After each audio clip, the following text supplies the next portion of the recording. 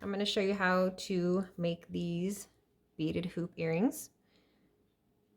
This tutorial will give you all the basic skills that you need to add fringe to any sort of jewelry finding, like these hoops, triangles, teardrops, any other finding that you can find that will allow you to attach the fringe with the thread. So let's get started. You're going to need a triangle scoop. I'm going to be putting some of this glue on the knot at the end. I like this one a lot. And I'm going to be using 25mm bronze connectors, or hoops we'll call them. Bronze earring hook. This is Nymo, N-Y-M-O, Nymo thread. Size D, and this is the color sand, which I like to go with the bronze. Little scissors, some jewelry pliers for putting on the earring hook. And then I have my Japanese Toho seed beads. These are rounds and they're size 11. And that should be all you need. I don't use thread conditioner. I know some people like to use it. I don't. But you totally can if you want to. So for the starting off, we're going to be taking a large piece of this thread, and I don't have a specific way of measuring, but I always do one of my full wingspans. So from hand to hand across the front of me, all the way to the other side, my full wingspan for this project, plus a little more, like another foot or more. So you're going to have a long piece of thread. It'll be several feet long. And it's going to be a little bit curly like this. And we're going to have to straighten that out. So start from one end and stretch out the thread, because we want to get as much stretch out of it as possible. The beads pull on the thread and pull it down and stretch it out, and then pretty soon you have a gap between your fringe and the beads that are attached to your hoop, and it's really frustrating. So I'm at the other end. Now I'm going to go back the other way and just do it one more time. Make sure I have as much stretch out as possible. And then when I'm done, we can start attaching it to the hoop. I'm going to move these things out of the way. So when I put it on the hoop, I just do a double knot. These hoops are not round wire, they're square wire in a circle. So we're going to want the knot to be on the top of the hoop, on the flat part of the top. I'll show you. So do a double knot.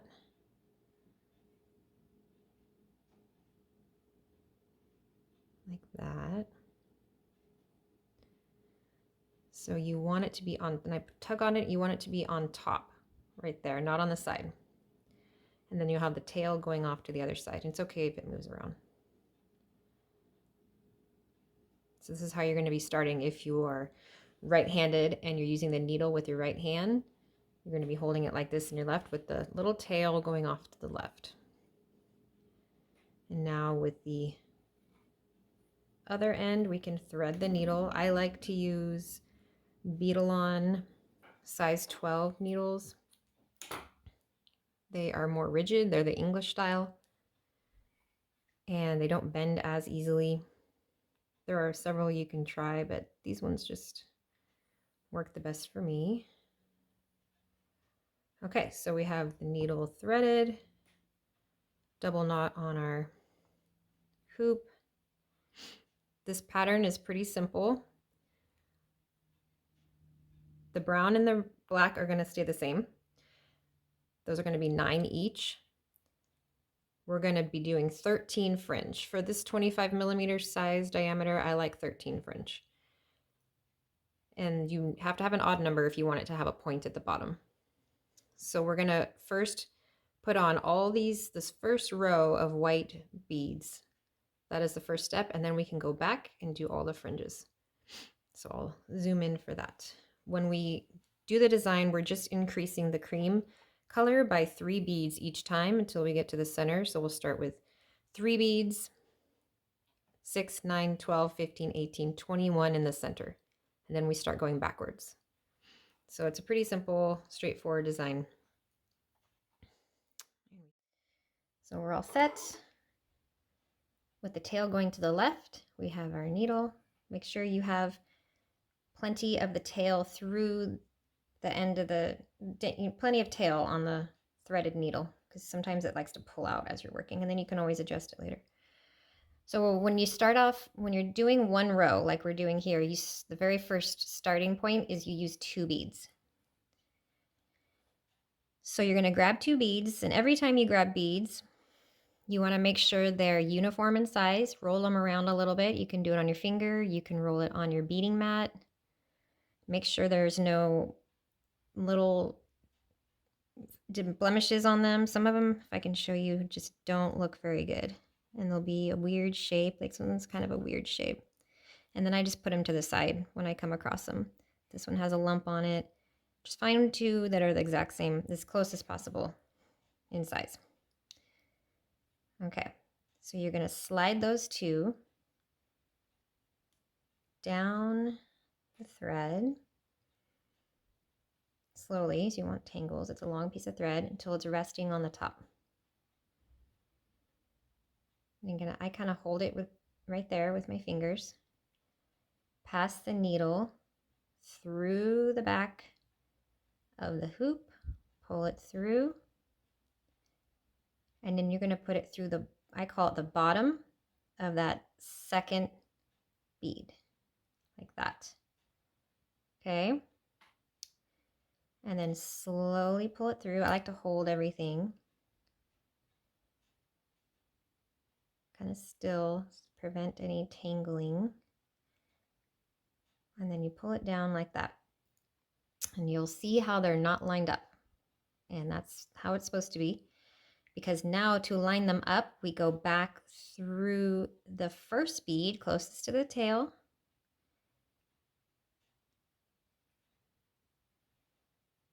Hold that, pull it all through slowly.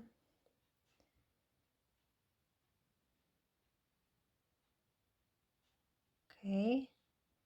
And then when you've done that,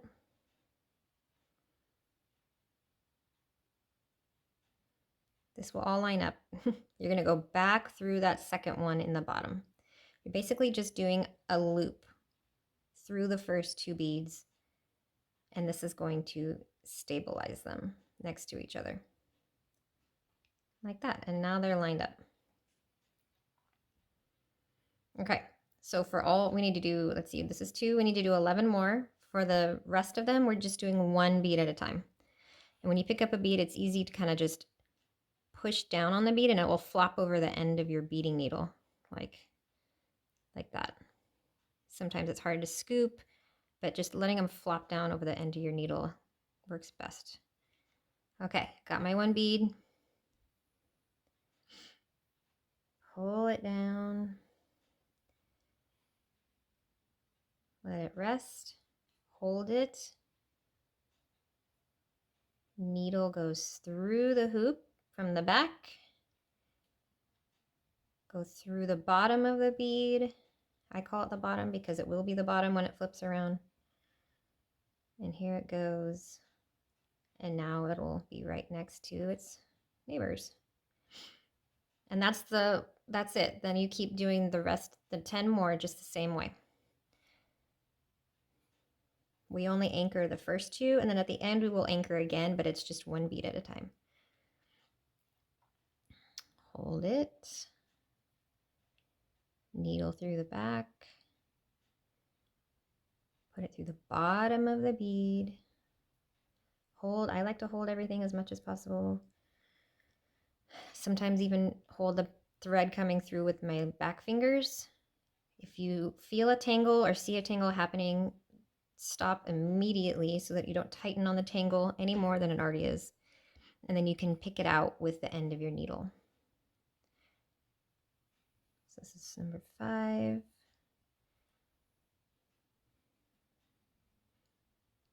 Hold it. Needle through the back, through the bottom of the bead, and hold everything and pull.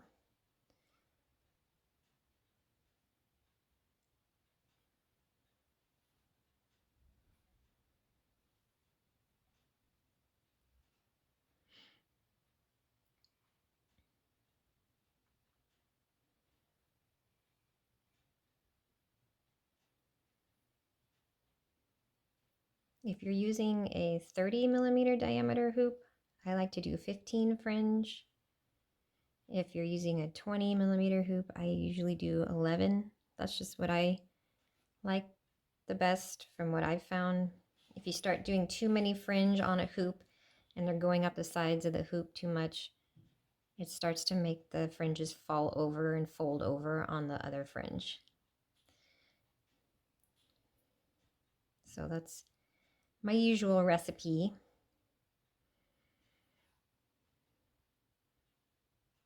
If you're doing some fringe onto a triangle or something that is flat on the bottom, you don't have to do an odd number of fringes if you're going to do, if it's all going to be an even fringe at the ends.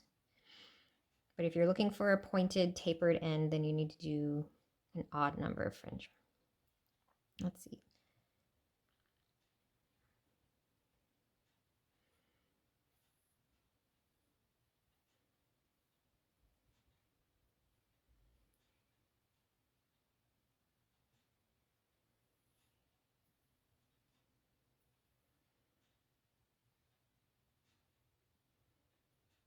And this will be, they don't have to be super snug, but if it is too far away, say like that, you can pull on it.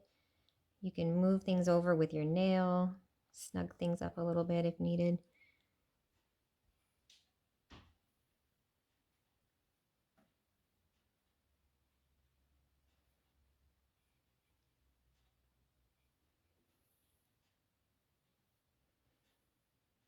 I like to use a beading tray, which is why I keep having to move out of the screen and go around the corner of my tray rather than just a mat. It's easier for me to contain everything and scoop up my beads, and I can do this in my lap or outside, or I can move it around.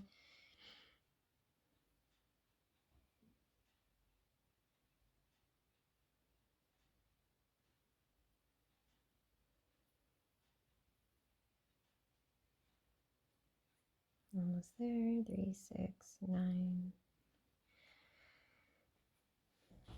And when you're done and you have all 13, just double check that you do, just in case. You don't want to get to your fringing and realize you have an even number and you have to start all over again. 3, 6, 9, 12. One more.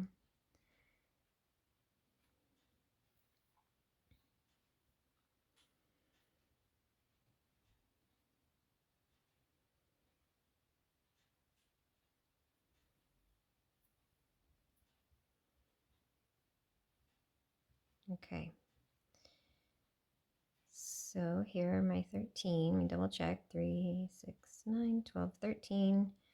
So at the end, sometimes this last little guy, when you're fringing, will like to fall off, kind of just loosen up. So to prevent that, all I do is go back up through the neighboring bead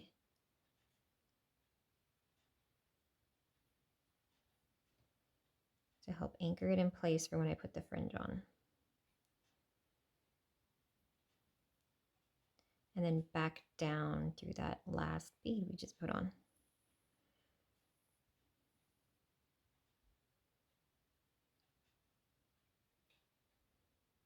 This is why I usually hold it. Okay. All right. You have on your base row of beads, and now you're ready to just add all the fringe. So again, the pattern goes 3 cream, 1 bronze, 9 brown, 1 bronze, 9 black. And everything stays the same except for the cream. So we'll be going 3, 6, 9, 12, 15, 18, 21, and then back again. So a lot of counting, double checking, triple checking. And as you go, always look and make sure that you are picking beads that are uniform in size.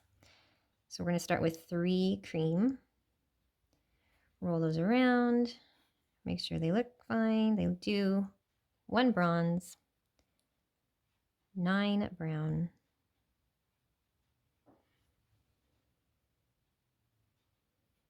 You can scooch them down onto your thread if you need more room on your needle. 1 bronze.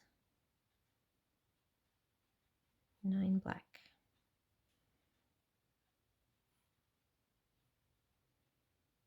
Okay, I've double checked the number of beads and I've double checked that they're all consistent size, and now you just gently, no perfect way to do this, slide the fringe down the thread like so. And now you're going to pull that bottom bead away and you're going to rethread up the fringe all the way out through this top anchor bead in the top row. So you just weave it on up and don't miss any of the beads. Make sure you've got all the beads, and then up through the top like that. And then I like to put a palm, all my fingers spread out, down on everything to help prevent tangling and the earring just flying all over the mat. And then you kind of don't want to do it too tight. If you do it too tight, it'll get like this. It won't flow. It'll be too tight and rigid. You want to give it a little space to wiggle. We can always adjust that later. Before you grab more beads, make sure you go back down through the neighboring bead.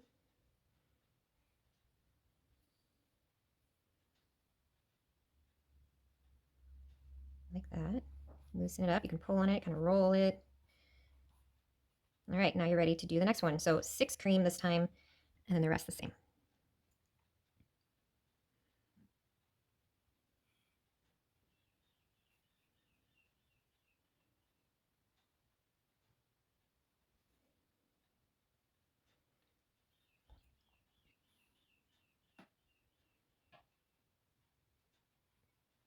Okay, I like to split it into 5 and 4. I know that's 9.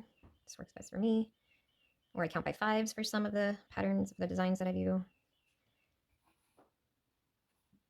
Or 3s, whatever makes sense to you. And you can go up part of the way through the fringe, let it stick out a little bit, pull those beads down just a bit, down to about there, and then you can go up the rest, because you're not gonna be able to fit them all on the needle, especially after this one. Palm down, hold everything down, slowly pull everything through. I like to hold this last little bead with my fingernails or between the pad of my finger and one nail, like this. And then I gently pull and it lets the thread slide through that bead. Really? Yeah. Okay. Remember to go back through the neighboring bead before you start getting your 3rd fringe going. Okay, and another thing to do when you're first starting out is check the back. Make sure you didn't accidentally skip any beads and there isn't a piece of thread going around a bead. That can happen. And there's no thread sticking out. It's all inside the bead, so that's good. So now we're going to do 3, 6, 9 cream.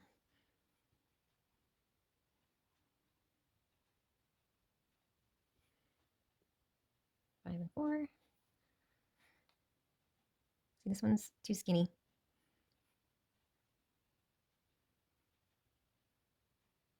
If you end up using beads that have a really thin part on them, they're more likely to break down the road. These are glass beads, so it's not likely, but like this one has a really thin side, that makes it easier to break if it were to do so.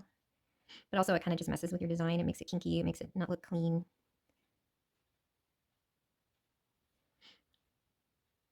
Okay, I got it all. Slowly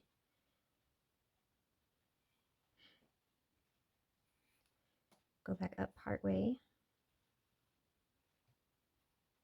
Pull those down a bit. Let them hang out. I like to hold them too, like this, while I do the rest. The more things stay still, the easier this is.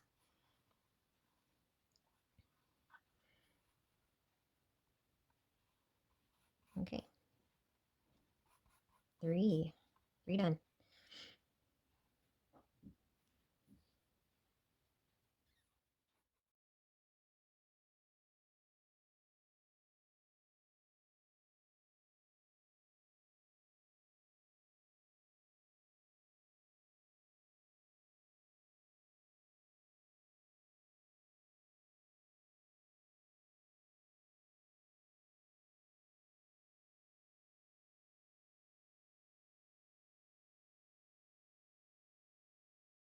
Okay, so we're coming up to the midpoint of the design. And one thing I wanted to mention was sometimes you'll get to this point and you'll forget to go down the neighboring bead before you start collecting all your beads for the next fringe. And then you realize, oh no, I have all these beads on and I haven't gone down through the fringe. All you have to do, you can leave your needle on and just slide it all back off. Slide it off, go back down the next one, and then pick all those beads back up. Another problem that can happen is, say you're looking back at your design, you realize you did the last fringe wrong and you've already gone through like the way it is now, and say I had too many cream on here, you would take the needle off because you need to pull this back out up here. And as we're going through these beads, you're unknowingly, and it's not, you can't avoid it, you're going through part of the other thread that's already there. So it's kind of all tangling together inside, which is normal. But if you were to try to pull it back out with the needle, it can get all messed up. And the best way to do it is just take your needle off and then pull the thread back out the exact way that it went in. And then once you've pulled it all the way out,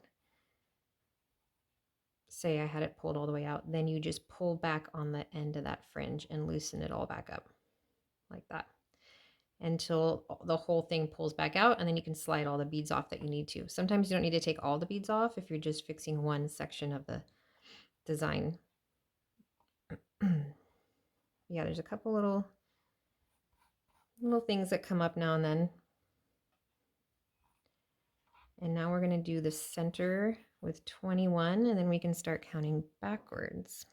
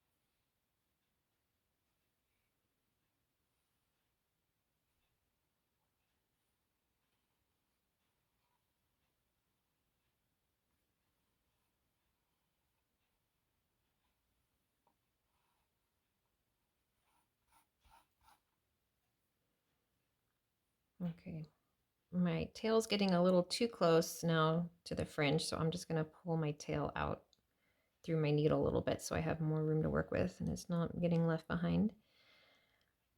Go back through, get ready for the next one. Double check that you haven't missed any beads. Looks good. So we're halfway. Now we're going to go 18, 15, 12, 9, 6, 3.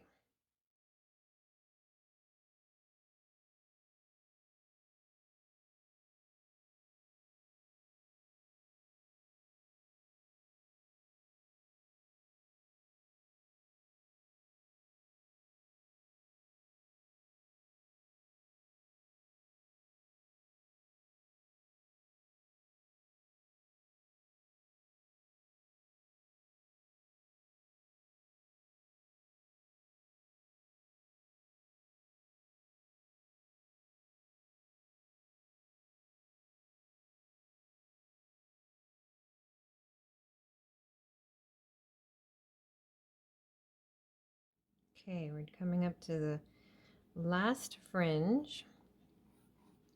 And you should still have plenty of thread.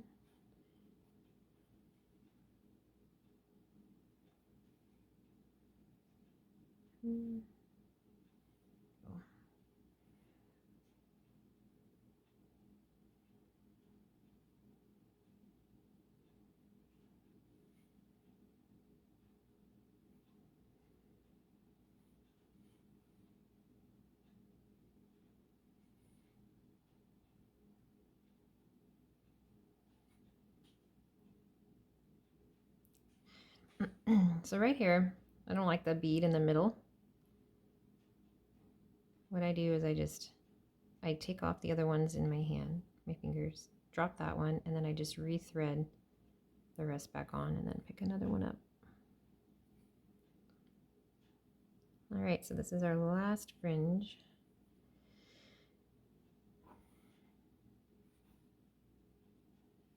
And then we can adjust and knot it and finish it up. Glue it, put the earring hook on.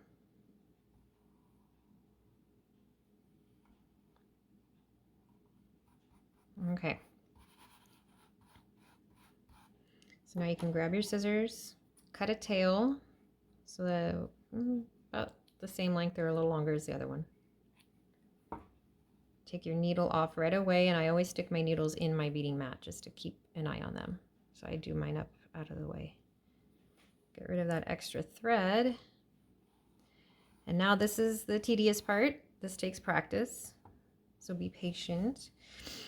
We want to pull both threads to the top, to the same side that we're working on. So with this one, pull it around so that you have them both on the same side. I like to pick it up and look at it. Sometimes, a lot of the time, you're going to see a gap show up between the row that we wove on, that we threaded on, and the fringe. And that's normal. The beads pull on it, everything. There's so many reasons why that happens, but we try to get that out as much as possible. There's stretch that needs to come out still. We were inconsistent with, the way we tightened it as we went along. This one looks pretty good, but there's some gaps over here. I always do one last little tug from the back so that from this end over to where we're going to be tying it. So I'm going to I'm going to tighten, starting with the second one, just a small little tug, pulling on that last little bottom bead. Don't over tighten because then the fringe will be rigid, stick out funny. They won't flow. Do each one until you get to the last one, and then pull on that thread that you just trimmed. I like to kind of back and forth, wiggle them down, try to put any more play in that thread as possible. I want to see any parts that are not lined up the way I want. You can pull on it like this, get it to do what it wants to do so that you can take all those little gaps out now before we tie it off. You will be able to adjust a little bit after you tied it off, but it's best to do it now if you can. All right, not too bad. I might tug this one a little bit, tug this one a little bit, and then hold the bottom of the last one and tug the end that we trimmed. Okay, when it looks like you got as much of the gap out as possible, you're ready to tie. You want to be very gentle with this part, and you don't want to crank down on the knot hard at all. That will cause it to over tighten. You won't be able to reverse it, and you'll have a wonky little fringe sticking out like that, and you won't be able to fix it. It's really frustrating. So first, just do a regular, simple knot, and you're going to just gently get it to the top of the bead. And you want to make sure this stays nice and loose. And you want it to just stay there because we're going to do another knot. And I think it's called a surgeon's knot, where you loop it through twice. So grab your ends. All right, so I'm going to loop the end through once, twice, gently pull it to that first knot. Don't over tighten, don't crank down. That again will cause it to be irreversible and have a wonky little fringe sticking out. Better to have too loose of a fringe than too tight, because you can adjust it still.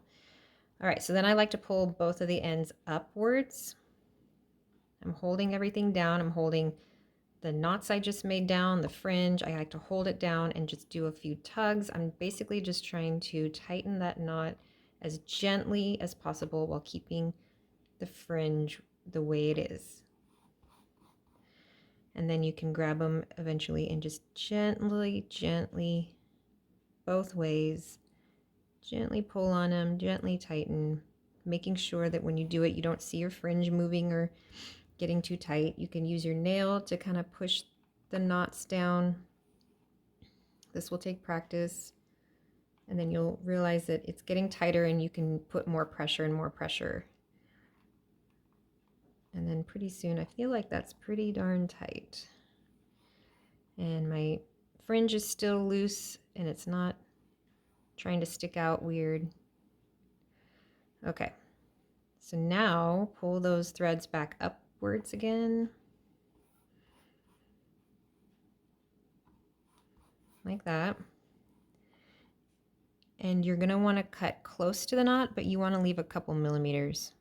So get close, but don't, let me show you. You will be cutting this again later. But for now, leave some room, some wiggle room, literally. So you'll be able to see them and it'll be obvious, but we're gonna fix that. All right, so now we have the little knot with the little ends. Before we do anything else, we want to glue it. This really strong glue, just to give it some added security. This is the GS Hypo Cement. It's a little tricky to work with, but it has a nice pointed tip for pinpoint accuracy. It's hard to get this little guy back in sometimes. And I use a tissue with it because once you apply pressure, it just keeps on going. Like already it's going, so you barely have to do anything. So put a little dot of glue on the knot, just one, let go of the pressure, and then just spread that around. It's okay if it gets on the hoop and the bead and all that. I wipe it off, put the top on. Before I close the top all the way, I always wipe that little bead of glue off so that it doesn't get stuck together. Okay, let this dry for just a minute. You don't want to let it dry all the way. This is the way I like to do it. I like to let it dry probably about halfway. And then while it's still tacky, we're going to trim. This is why little scissors are helpful. Trim a little bit more off so that you won't be able to see it. And then we're going to squish it on itself so that it's all just this wonderful little lump of knot. And it really helps keep it secure. So, I mean, there's no reason why these won't last for years and years and years. Beaded hoops, beaded earrings should always be stored by hanging them on a jewelry hanger or, you know, attached to an earring card, which is what I do when I travel. And then I put them in a box. Just so just don't throw them in a bag. Don't throw them in anything, because that's going to ruin the integrity of the thread. It is just thread when you think about it, keeping this on here. So you got to treat it gently. You can blow on it if you need to. Okay, so now it dries pretty quick, so we don't want it to dry all the way yet. So see how long these little tails are. I'm gonna cut them, but not too close. Definitely don't want it close to the knot. You don't want anything unraveling. And you don't want to see it from the front. Oh, those little fibers. Okay, so I've definitely taken some off. To see how you can see that from the front. That's why I like it to stay tacky, and I just push all that down to the back. And I keep checking to see, and it will smush onto the hoop and the bead, and that's okay. You're not going to see that. It doesn't matter. What matters is that it's secure.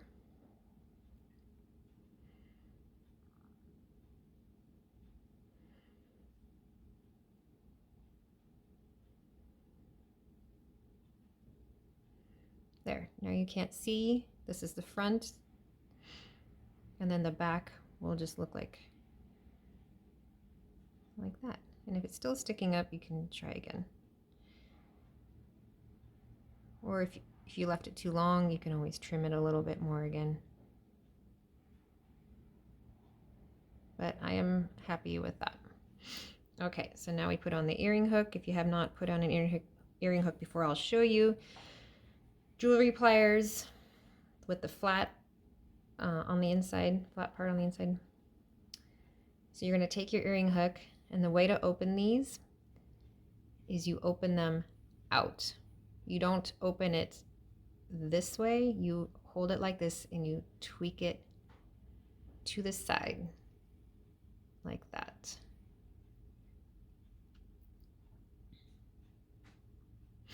And then make sure you have the correct, this is the front facing out, so towards you. And then you're just going to fold it back over like that. And if the gap looks like it's too far away, let me see. That's not going to come out, but if you wanted to do it a little closer, you could just squeeze the little eye closer to the rest of the earring hook. But gently, the more you manipulate these wire earring hooks, the easier it is for the integrity to be lost, and they will just break. And just do everything slowly, because it will just slight adjusting is all you need. And then you are done.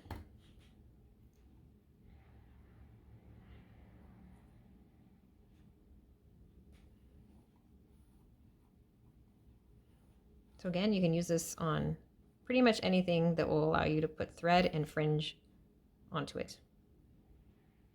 Thanks for watching.